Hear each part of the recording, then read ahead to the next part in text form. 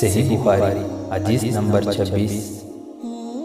रसूलुल्लाह सल्लल्लाहु अलैहि वसल्लम से दरियाफ्त किया गया कि कौन सा अमल सबसे अफजल है। आप सल्लल्लाहु अलैहि वसल्लम ने फरमाया, अल्लाह और इसके रसूल पर ईमान लाना। कहा गया, इसके बाद कौन सा? आप सल्लल्लाहु अलैहि वसल्लम ने फरमाया कि अल्लाह की राह में जहाद करना। कहा गया, फिर क्या है?